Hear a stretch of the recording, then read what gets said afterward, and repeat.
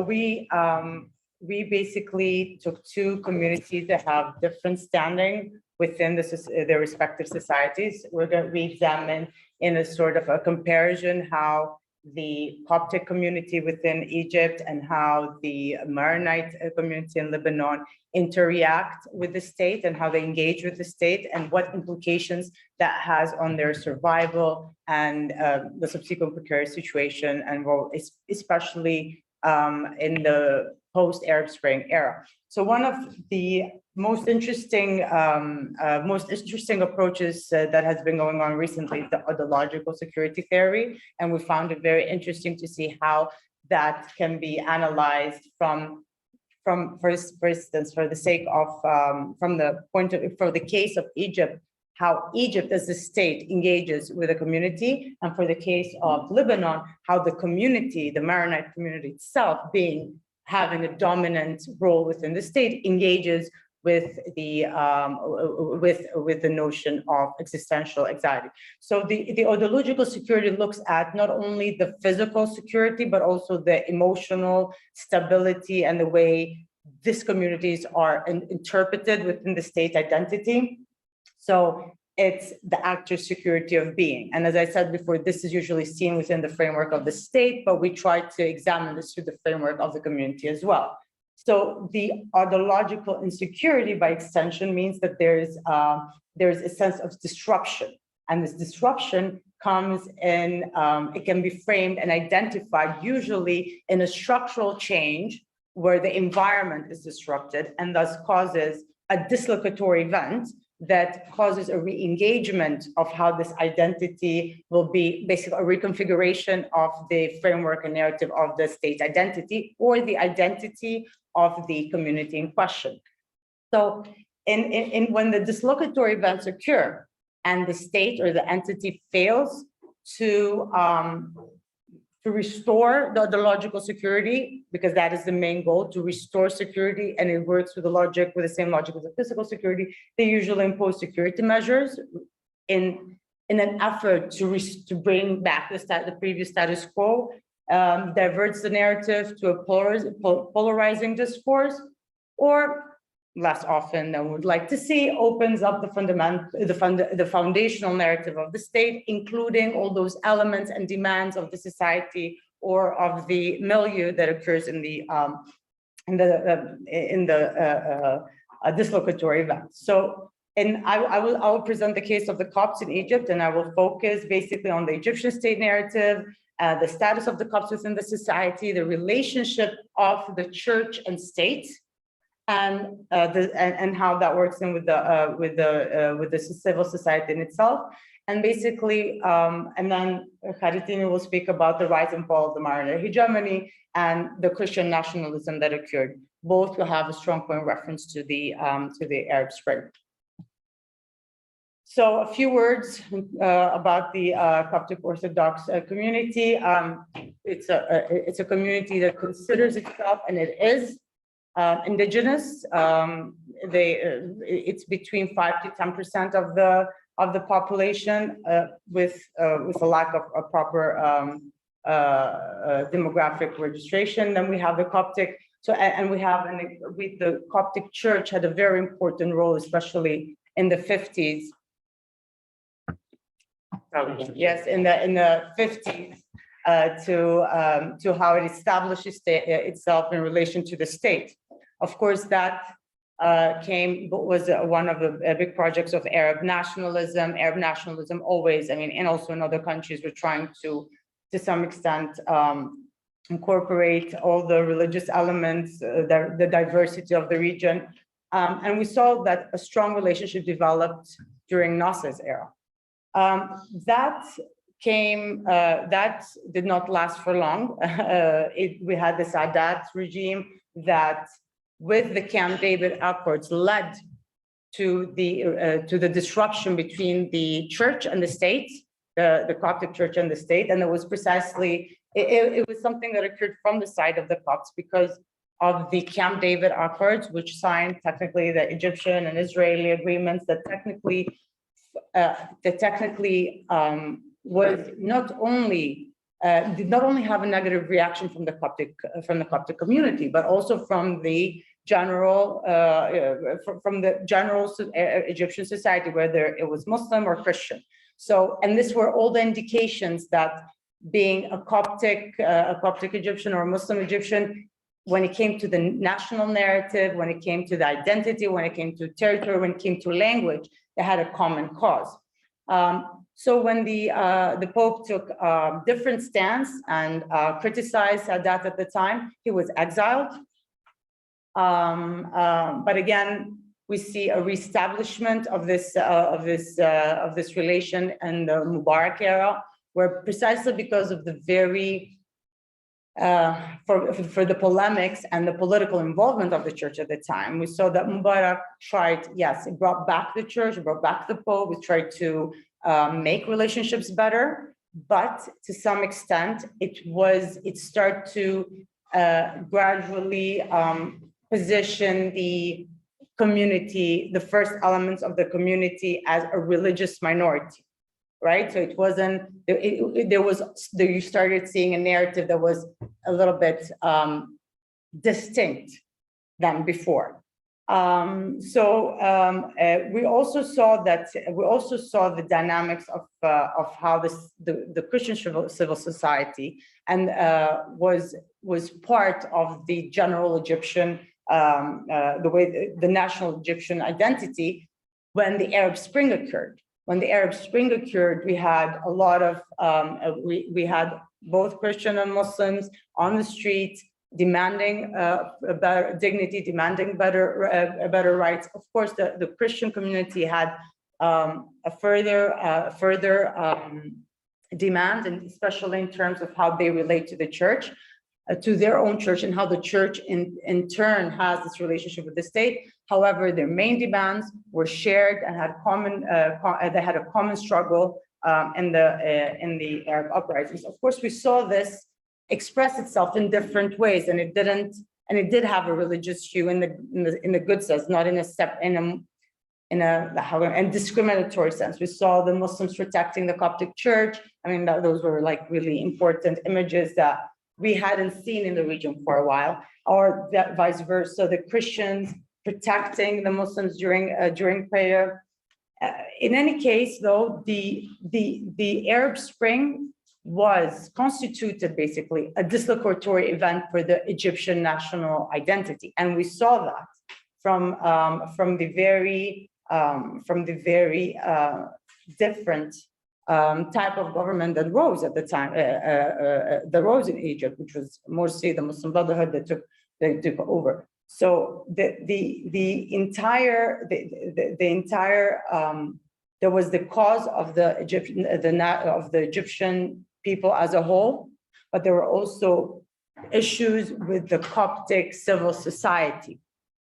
The Coptic Church at time of the Arab Spring asked the community to refrain from any demonstrations, precisely because they wanted to not be susceptible to the possible ramification that this participation would have in relation to the church and the state.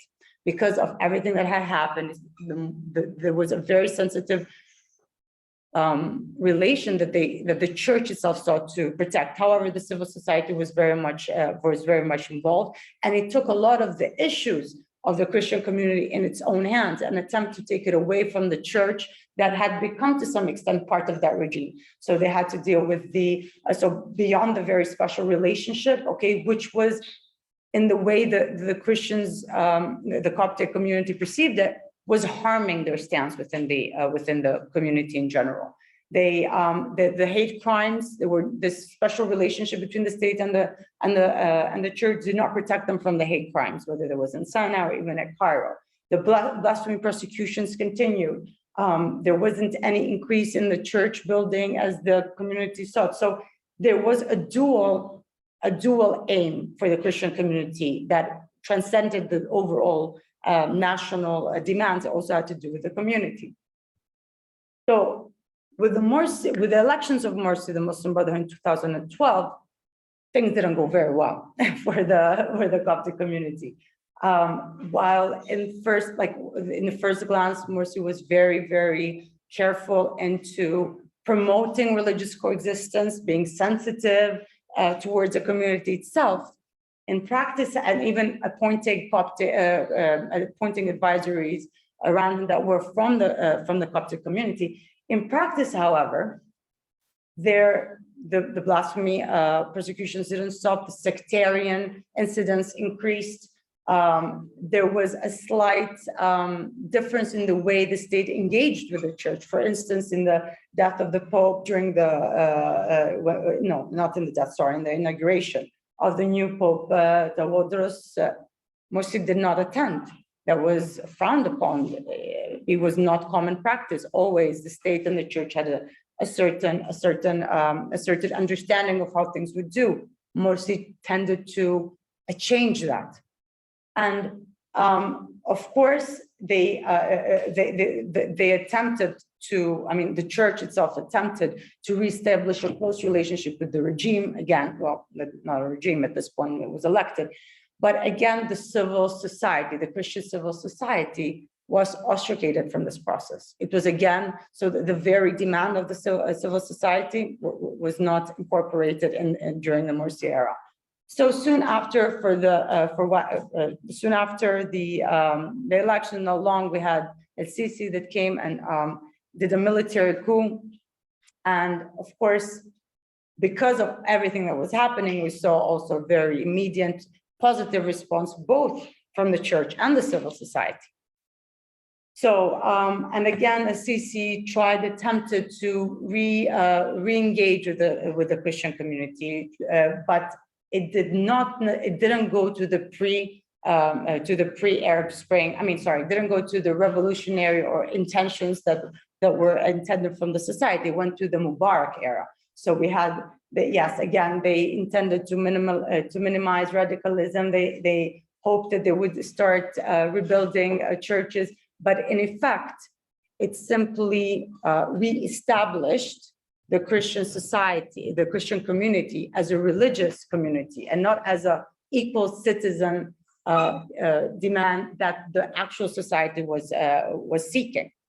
And of course, El-Sisi had his own reasons to do this. He wanted to strengthen his electoral base whenever that would occur. He wanted to capitalize on the Coptic diaspora. He wanted to re-energize ties with the West, and that would give him a really nice image, by incorporating the Coptic community. But in essence, it didn't do, his practices did not differ much from the Morsi era in the sense that they both relegated the community into a religious community and not into the equal citizenship, to a more secular approach, which was something that the Christian civil society sought, but not the church. The church's role and relationship with the state was closer and stronger and within the framework of the religious rights, and thus the minority rights and all the negative implications that has in the general national identity.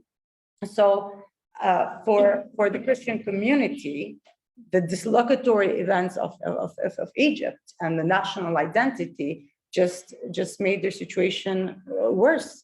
Their whole attempts that had actually started to, their demands that had gradually started to emerge from the 90s all the way built up to the Arab Spring were within 2-3 years. They just disappeared and they went back to the very limited, fearful sphere of the religious community instead of having the equal citizenship that they sought. And now I'll pass to my colleague Charitini, and we'll see this in context in the Maronite case. So, contrary to the Egyptian Copts, the Christian Maronites in Lebanon once constituted a majority. So they were able to actually dictate the Lebanese state identity and the foundational narrative of the state. The Lebanese state began to materialize in the form of an autonomous political entity with a Maronite political entity that was created through French intervention in the 19th century. It was called the Mutasarrifiyya. A group of Maronites began to envision a Lebanese entity that was that would include other communities, not just the Maronites, but the Maronites would be at its helm. This entity was envisioned to have a distinct Western face and orientation. This was the idea of the Great Lebanon, the Grand Liban. Thus, the exclusivist Christian Maronite identity had to cater to other religious communities of Lebanon as well, in order to formulate the Lebanese state identity. The foundational narrative was based on two pillars. The first one was the notion of the Mount Refuge. This envisioned Mount Lebanon as an asile for various religious communities that escaped persecution. This is the narrative, but they escaped persecution and they were able to resist assimilation by seeking refuge to Mount Lebanon. This actually, according to the ontological security theory, transforms Mount Lebanon to an ontic space where the community always sees as a concrete reminder of the state's identity. And this is a very, very popular narrative in Lebanon. The second foundational narrative was the tracing of the lineage of the modern Lebanese state to ancient Phoenicia, first justifying a separate entity in the area, distinct from the Arab and the Arab history. And it aimed to justify the claims that Lebanon was an artificial French intervention. This narrative also could project different ideas of how they envisioned the ancient Phoenicians and how they envisioned modern Lebanese, for example, portraying themselves as entrepreneurs and doing the different kind of trades and bridging West and East. This is how they could also they viewed themselves, and they connected the links they needed with the ancient Phoenicians. Thus, we can see by the basic pillars of the Lebanese state identity that the communities of Lebanon were just opposed versus the Sunni majority of the area, creating an us versus them narrative that applied even within the state. The systematic attempt of to separate Lebanon from its environs or to adopt any facet of Arab identity aimed at preserving the ontological security of the states, and that means the Maronite community. These narratives, of course, they were partly or even completely rejected by other communities. The absence of a unifying historical myth or an inclusive collective identity it was obvious that this created problems within the Lebanese society. When the other communities started to endorse the idea of an independent Lebanon, this happened between the 1920s to 1940s, the Christian, or at least the non-Muslim nature of Lebanon was a reality, with most government institutions being developed and controlled by Christians. With the National Pact in 1943, the Maronite dominance was talking about Lebanon. with the National Pact of 1943, the Maronite dominance was institutionalized in exchange for political and socio-cultural promises to Muslims.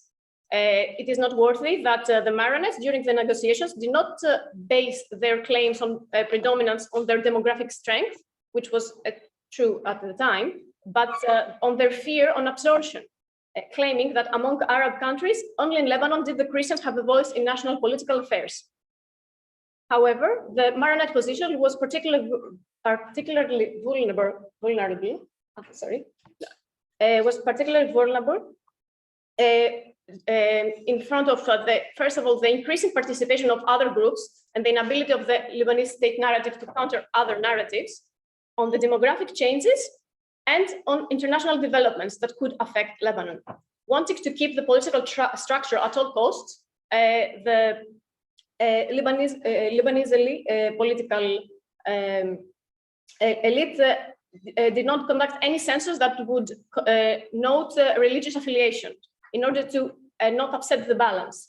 And they also tried to remain neutral on international affairs that could affect them.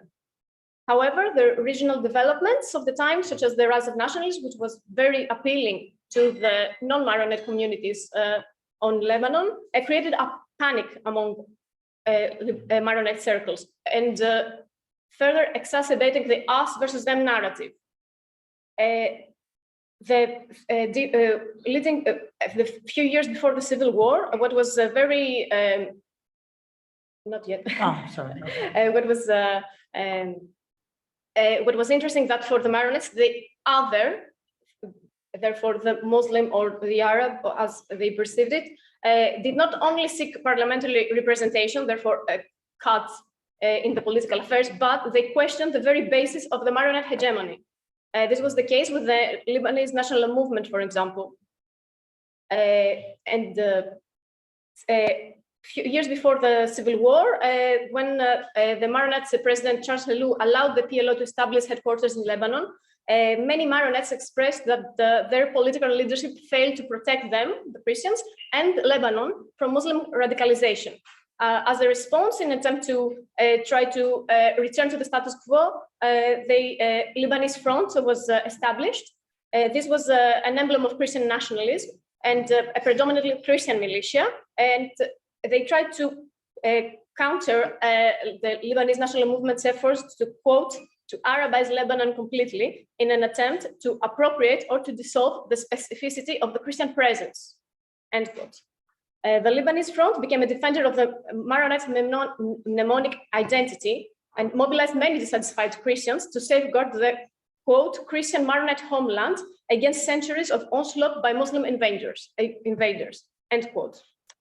Now we're going to the civil war, basically, that acted as a dislocatory event to the community. In order to return to a more secure place, the state had to rejuvenate the discourse on the state identity in order to return to stabilization. Thus, we're reaching the Taif Accords. The Taif Accords reestablished the sectarian power-sharing system with promises that it would eventually be abolished and replaced with the secular Lebanese state. This officially ended the Maronite hegemony and offering equal representation of Christians and Muslims in all state positions. It is of note that the Christians, due to their demographic strength, they were still privileged, as they were their numbers have dwindled. Due to this demographic change and the rise of particular the Shia, which was viewed as a different Muslim threat, but still a Muslim threat, the survival anxiety became a main element within the Christian community in toto, and not just the Maronites. So we're moving, this was taking the form of competition for ontic spaces. One example is the Hariri Mosque, when the Prime Minister Hariri decided in 2002 to fund the reconstruction of a small mosque next to the Maronite Cathedral and transformed it basically in a very dominant building in the city of Beirut. This created a small panic in the Maronite community, as the minarets were actually exceeding the campanile of the Maronite Cathedral by 65 meters. This prompted them to build another 65 meters to the campanile in order to match the height of the buildings. This is just an expansion. This is an expression of the, as the Christians use the expansionist tendencies of the Muslim community, and how they feel threatened even in competing for the ontic spaces. So this is another view from the same thing. Now, moving to the Arab Spring, the Syrian crisis created unprecedented anxiety in Lebanon. First of all, we have the large influx of Syrian, mostly Sunni refugees, and plus the infiltration of Salafi jihadist groups in the Lebanese territories, such as ISIS or Jabhat al-Nusra or many others. This unprecedented demographic discrepancy triggered extraordinarily anxiety among the Christians, as the Maronite Patriarch Aqra explained, given the foundation of Lebanon is based on a Muslim and Christian power-sharing system, the additional 2 million Muslim refugees, which is 1.5 million Syrians and 500,000 Palestinians, this was to the detriment of the Christian community. In the ontological security theory terms, the Syrian crisis ramifications acted as another dislocatory event and a catalyst to unite Christians across the board against the Muslim threat. Lebanese Christian nationalists originally emerged among the Maronites and peaked during the Civil War, when the other Christian communities, for example, the Greek Orthodox, opposed the Maronite discourse and the hegemony. But gradually, after the Syrian crisis, they started to appeal even more to various Christian groups. The politics of Christian nationalism aimed at three things: to maintain a Christian-dominated Lebanese state, to maintain a strong confessional identity amongst Christian Lebanese, and to a higher degree of Christian communities' autonomy. For the first time, even secular Christian groups who had opposed the Maronite hegemony now favored a secular and previously favored a secular Lebanon, now shifted towards confessionalism as an indispensable institution to protect the Christian rights and power.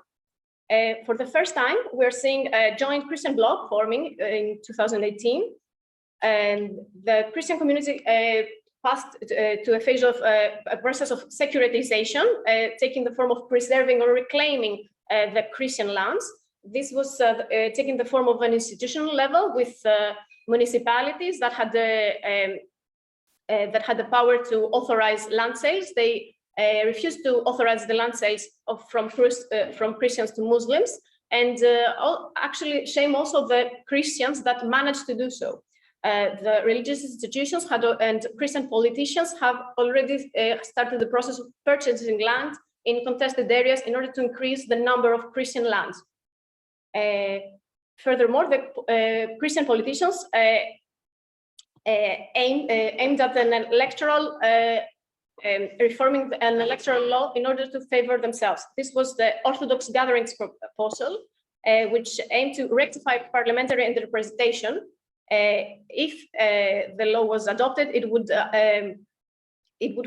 make each citizen to vote for the candidates from their own convention, thus guaranteeing that the MPs would secure Christian interests. However, the Orthodox proposal itself was rejected in 2017, but some of its provisions were actually accepted, such as the rearranging of the electoral districts along sectarian lines, or allowing Lebanese expats to vote in their embassies, thus giving the Christian diaspora a voice within Lebanon.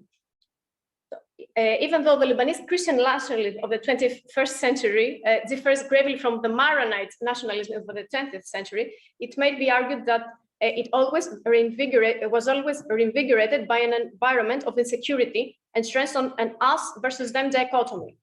The mnemonic identity of the Lebanese Christians has shifted from an exclusivist Maronite narrative to a more Christian encompassing identity. This has redirected the way the Christians seek to secure their existence in their country. In this sense, the Christians' goal is not to pursue an hegemonic role in the state, but to reform the confessional power-sharing system in a way that would favor and preserve and protect Christian rights.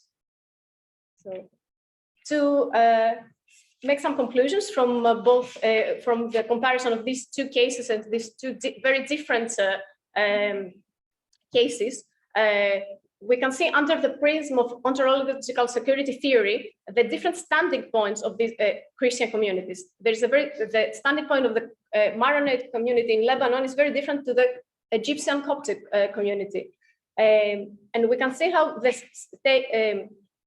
these communities are in relation to the state and how they expose contrasting abilities to react to their ontological insecurity. In the case of the Egyptian Copts, who endured 2 acts of dislocatory events, they were relegated to a religious minority status by the state, both under Morsi and under Al-Sisi. The latter's effort at church restoration and the church building aimed at promoting religious coexistence rather than offering equal citizenship. Coptic's concept of survival is susceptible to the Coptic Orthodox churches versus the state relations rather than civil society. On the other hand, the Maronite efforts in the 20th century were futile as they failed to preserve the state's hegemonic role, their hegemonic role in the state, since they had to concede to an equal authority with the Muslims. In the post-2011 era, the Lebanese Christian community seeks to reinforce the sectarian power sharing as it is perceived as the only way to safeguard the Christians' existence. Meanwhile, the Ontic space has become a theater of bras de fer between which religious identity will dominate the state. Yet, in both cases, we see a trend of religious coexistence being the antidote for Christian community anxiety. Even though in the case of the Copts, the community is attempting to reestablish their ontological security by advocating for a secular Egyptian society in which they may belong as equal citizens, the Lebanese Christians are pursuing policies that reinforce the confessional system. It remains to be seen whether both states' foundational narratives will manage to incorporate religious differences through the promotion of secularism, or if religious affiliation will prove to be the main element which will determine the state's identities in flux. Thank you very much.